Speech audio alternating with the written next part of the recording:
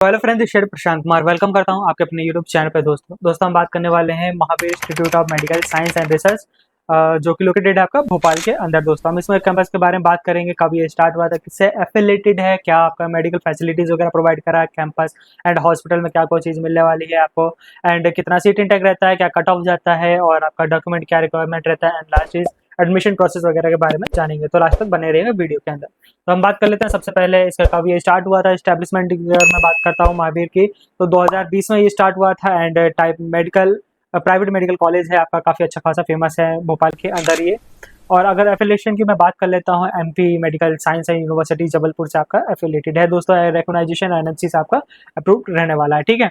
अगर लोकेशन की मैं बात करता हूँ, nearby RGPV operation central jail bypass road आपका, जस्ट टू IT पार्क वगैरह की तरफ लोकेटेड है आपका ये कैंपस। उसके बाद हम बात कर लेते हैं कैंपस के बारे में, जैसे कि आपका क्या क्या है उसमें कैंपस में फैसिलिटीज रहने वाली। जैसे 25 एकड़ में कैंपस फैला हुआ है मॉडर्न इंफ्रास्ट्रक्चर के साथ में, एंड उसमें आपको इनबिल्ट रहने वाला है वाईफाई, ऑडिटोरियम वगैरह, कैफेटेरिया, जिम वगैरह, और आपका हॉस्टल्स वगैरह गर्ल्स बॉयज दोनों ही रहने वाला है, ठीक है। उसके बाद हम टीचिंग हॉस्टल्स बेड्स की मैं बात कर लेता हूँ, जिसमें आपका 500 के समथिंग आपका टीचिंग हॉस्पिटल बेड वगैरह रहने वाला है। इसमें डेली OPD की अगर मैं बात करता हूँ, 600-700 करीबन OPD रहती है पर डे की, ठीक है। उसके बाद हम बात कर लेते हैं एकेडमिक फैसिलिटीज़ के बारे में, जिसमें आपका लेक्चर हॉल्स वगैरह रहने वाला है, क्लासरूम्स वगैरह आपका, और आपका लाइब्रेरी। अगर मैं बुक्स की मैं बात करता हूँ, ई बुक्स वगैरह 25,000 करीबन बुक्स वगैरह रहने वाली है, तो 1,000 करीबन ई जर्नलिस्ट वगैरह रहती हैं बुक्स वगैरह। और लेबोरेटरीज वगैरह इनके पास में बिल्ड है आपकी, पैरा क्लिनिकल, प्री क्लिनिकल वगैरह, आप सिमुलेशन स्किल्स लैब्स वगैरह। तो इस तरीके से आपकी लैब्स वगैरह रहने वाली है, ठीक है। लाइब्रेरी भी है, आपको मैंने बता दिया कितना क्या चीज़ें रहता है लाइब्रेरी में।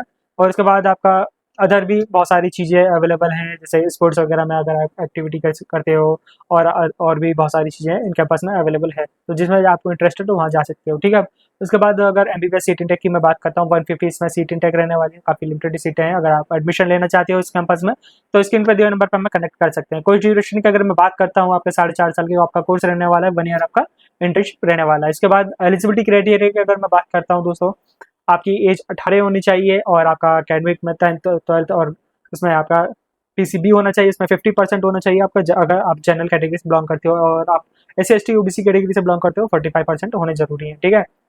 उसके बाद आपकी मैं बात कर लेता हूँ फीस स्ट्रक्चर के बारे में, जो कि स्टेट कोटा वाली जो फीस रहने वाली है आपकी, 10,60,000 करीबन फीस रहने वाली है अप्रोक्सीमेटली।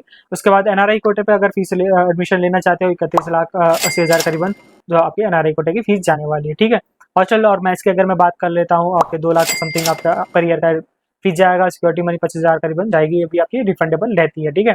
उसके बाद हम बात कर लेते हैं कट ऑफ वगैरह के बारे में, जो कि आपका जनरल कैटेगरी से अगर बिलोंग करते हैं, 565 करीबन की कट ऑफ गई थी लास्ट ईयर। उसके बाद OBC कैटेगरीज की अगर मैं बात करता हूँ, तो 450 करीबन गई थी इसकी कट ऑफ, और SC ST कैटेगरी की मैं बात करता हूँ 400, और 300 करीबन 350 करीबन गई थी, ठीक है।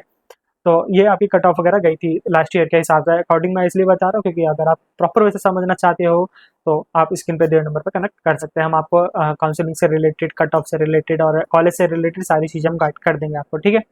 उसके बाद एडमिशन प्रोसेस वगैरह सिंपल है आपका, जैसे कि आप नॉर्मल सीट पे लेना चाहते हो तो स्टेट कोटा के थ्रू आप एडमिशन ले सकते हो, और आपके NRI कोटा वगैरह पे एडमिशन लेना चाहते हो तो आप वहाँ पे ऑल इंडिया कोटा के थ्रू एडमिशन ले सकते हो। तो वहाँ पे जैसा भी आपको सुटेबल लगता है वैसे ले सकते हो, मार्क्स के अनुसार और बजट के अनुसार, ठीक है। उसके बाद हम बात कर लेते हैं, जैसे चॉइस फिलिंग होती है, सीट अलॉटेड होती है, डॉक्यूमेंट वेरिफिकेशन होता है, फी सबमिशन होता है, ये सारी चीज़ें आपकी प्रोसेस होता है एडमिशन वगैरह में, ठीक है। उसके बाद हम लास्ट में बात कर लेते हैं डॉक्यूमेंट वगैरह क्या क्या रिक्वायरमेंट रहता है। 10th 12th की मार्कशीट, एंड आपका NEET score card, NEET admit card आपका, और माइग्रेशन सर्टिफिकेट, TC वगैरह आपका, और डोमिसाइल सर्टिफिकेट वगैरह आपका, ID प्रूफ वगैरह आपका लगेगा।